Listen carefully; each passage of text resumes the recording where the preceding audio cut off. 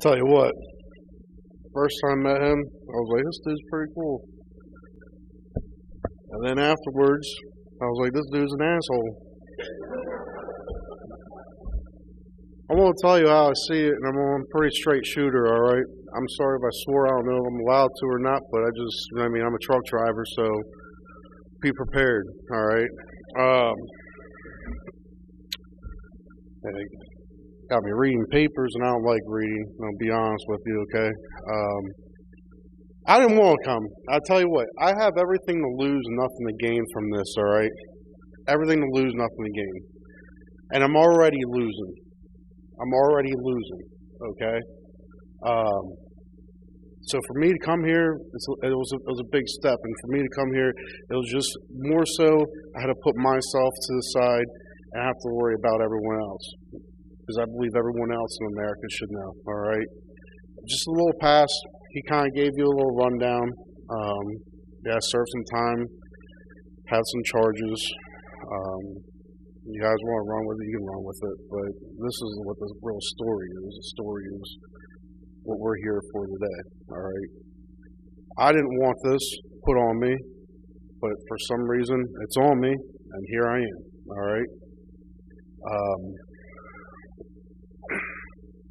I drive tractor trailer for U.S. Postal Service, subcontractor. I drive a route transporting mail from Lancaster, Pennsylvania to Bethpage, New York to Harrisburg, Pennsylvania, and back to Lancaster. On October 21st, when I arrived for my usual route in Bethpage, New York, an expediter made 3 references to ballots that were to be loaded into my trailer, including saying, hey, you've got a ballot today, or you have ballots today, and even showing me a piece of registered mail and saying someone really wanted their ballot to count. In total, I saw 24 gaylords. Where's that box? Right here. You got this guy right here. That's kind of a good representation of a gaylord, all right? They're not usually put together with duct tape, though. Here you go. This is pretty good too, but for a visual, I mean that will work, all right. So, in total, I saw 24 gaylords, or large cardboard containers of ballots loaded into my trailer. These gaylords contain plastic trays. I call them totes, but trays will work, of ballots stacked on top of each other. All the envelopes were the same size. I could see the envelopes had handwritten addresses, return addresses, and I could even tell that one was marked registered mail. That one was off to the side, all right? They were complete ballots. I didn't think much of it at the time. At Bethpage, I was first loaded with 2 tall gaylords. So picture that thing there, or this little representation here, but this tall, all right? So I was loaded with 2 tall gaylords, okay? And that were, where was I at? That had mixed mail pieces bound for Lancaster. These gaylords were loaded first because they would be the last off my trailer. The remainder of the truck was loaded with complete ballots bounded for Harrisburg. I then drove to Harrisburg with the ballots. Usually I offload in one of the 7 docks every day, but not on October 21st. I wasn't allowed to offload. That's different. Whenever I pull into Harrisburg, I go around and I get unloaded, and then I roll out. Not that day, all right? Not that day. Instead, I was made to wait for roughly 6 hours in the yard, from 9:15 a.m. to 3 p.m. This really ticked me off, all right? Because my brother was in town. He just moved back up, and I wanted to spend some time with him. I try to get the attention of postal workers, but no one would tell me what's going on. All of this was weird. I arrived at about the same time every day. The expediter scans all my seals and barcodes, and they unload me. But for the first time, but from the time I first arrived in Harrisburg from Bethpage, everything got weird. None of that happened. After waiting 6 hours, I went inside to figure out what's going on. I was told to wait for the transportation supervisor. This was also weird. 16 months I've been doing this. I haven't ever talked to the transportation supervisor for United States Postal Service. I talk to an expediter. I come in, I see an expediter, that's who I deal with. If I have an issue, it's the expediter. I don't deal with anyone else but the expediter. I never talk to the United States Postal Service's transportation supervisor. Let's make that clear. I have my own transportation supervisor for the company that I work for. He's the one that gives me the details. He's the one that I listen to. I don't listen to this guy. He's the guy that would contact my boss if he needs something ran different. I've never spoken with this transportation supervisor from the United States Postal Service. They don't speak to people like me. He's a top guy. He's the kind of guy that would speak to my boss, not a trucker like me.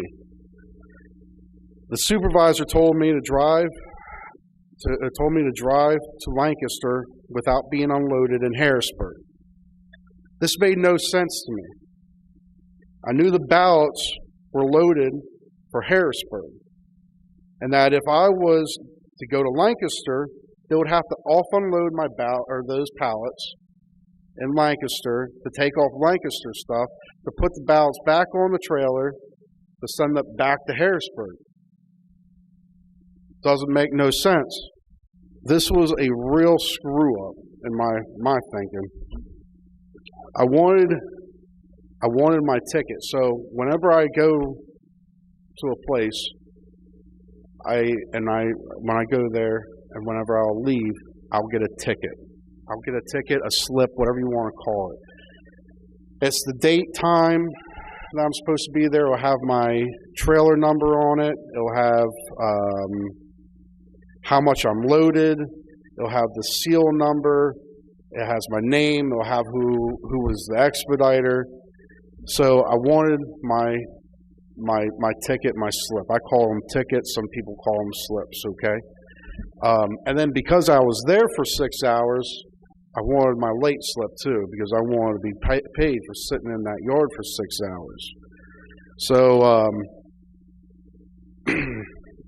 I wanted the ticket and the late slip for stopping in at Harrisburg. Also, I wanted it because if they tell me to take this load to Lancaster, I don't want to pull up the Lancaster of Harrisburg crap and be like, yeah, they just told me to come here and not have no ticket, because they don't look like I just came straight here, you know? Just to prove that I was there. And so others would know I wasn't the person that screwed this up. A ticket is always provided to a driver when they arrive at a United States Postal Service facility. It proves you were there. The transportation supervisor refused to give me a ticket and told me to leave. I then demanded he give me a late slip, since I wanted to get paid for the time I was sitting there and waiting for them to offload me. He refused to give me that too. He was kind of rude and wouldn't explain anything to me. He just told me to go to Lancaster. I then drove to Lancaster, unhooked my trailer in its normal place, and then drove my truck to where I always park it in a nearby lot, and then I went home. The next day, it just got weirder. As I arrived at Lancaster's United States Postal Service facility with my tractor, I went to hook up to my trailer, and my trailer was gone. Not there no more. 10R 1440. Since I started driving that Bethpage route, I've always had trailer 10R 1440. I like that trailer. It was a nice trailer. I know you guys probably don't really know nothing about truck driving or trailers or anything, but the rear tandems had with your driving light, the rear tandems will actually, the front axle will actually go up. Nice air ride. The doors on it it worked great. Some of the trailers that place has, you could honestly put it on the back of a carrier and drop it off in the middle of the ocean and no one would worry about it. So that trailer I really liked, okay? What happened on October 21st was a series of unusual events that cannot be a coincidence.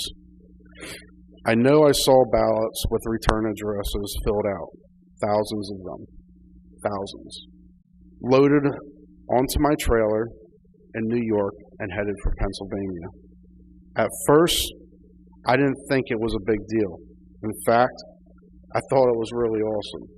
I really did. I was like, sweet, I'm doing something for the presidential race, this is cool. But as things became weirder, I got to thinking and wondered why I was driving complete ballots from New York to Pennsylvania. I didn't know why, so I decided to speak up. And that's what I'm doing today. Thank you.